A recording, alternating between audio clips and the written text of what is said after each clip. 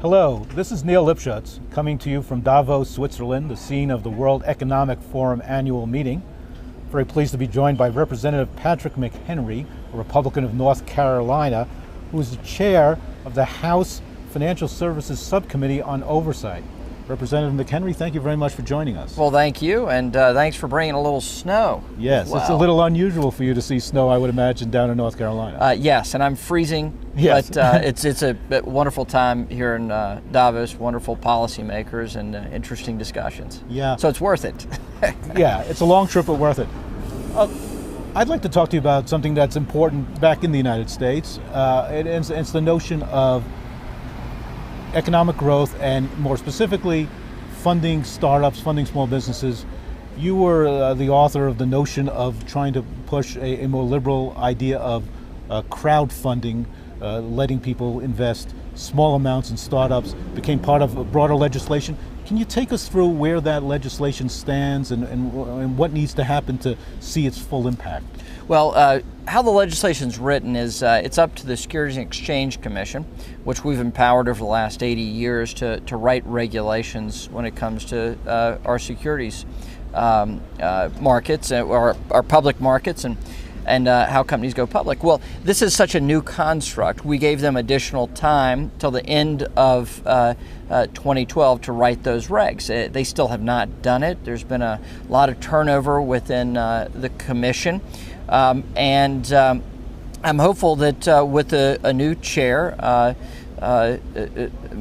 Ms. White, starting hopefully through confirmation in the Senate, we'll be able to take this matter up and get things done. In the meantime, though, you have a 2-2 split, 4 members of the Securities and Exchange Commission, and my belief is that they can actually get some consensus about these regulations so we can see this money flow to small businesses and startups.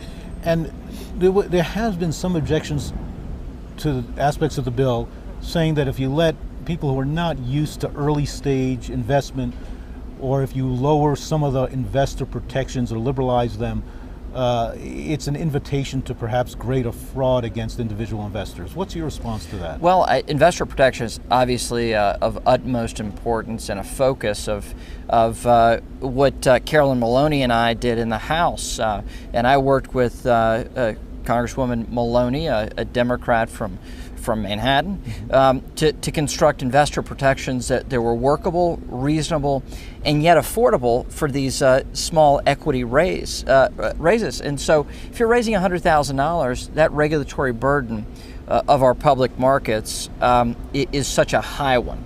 So we wanted to have some standardization for shareholder rights. We also wanted to have some standardization on disclosures in that whole process. And we got that. And but there is a great concern about how we take care of shareholders. But what I would also say is we have public markets. We have huge enforcement mechanisms. We have an SEC that has 3,000 individuals, hardworking individuals within it, and yet we still have fraud in our public markets. So we want to make sure that the crowd, the internet community that can participate in this, really has the final say on fraud prevention, that they can sniff out fraud and end it. Right, and once the regulations are in place, what are your aspirations, what are your expectations for what this legislation can do for smaller companies and for startups? Well, I think the sky's the limit, truly.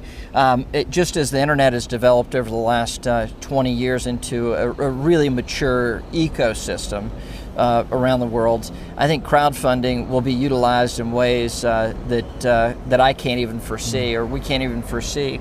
And in a decade, I think we'll have a substantial and robust funding mechanism that will be that early stage investment for companies that can then graduate into a VC or venture, other venture capital rounds, or private offering, or going fully public. And I think we'll see some successes if these regulations are done well and correctly. Last question, Representative. What other kinds of measures in the near term can Congress approve, debate, that would help get greater economic growth in the United States? well, there's a lot. I mean, getting our fiscal house in order is of utmost concern. I've heard a lot of that feedback in the sessions I've been in here in Davos, but also went to a session yesterday about new funding models and the debate about this. We see a lot of social investing and impact investing, and that is a very, I think, new idea that's being injected into our public markets and for-profit companies, both on the investor side and on the corporation side. That is one mechanism, whether it's green tech, for instance, that they can actually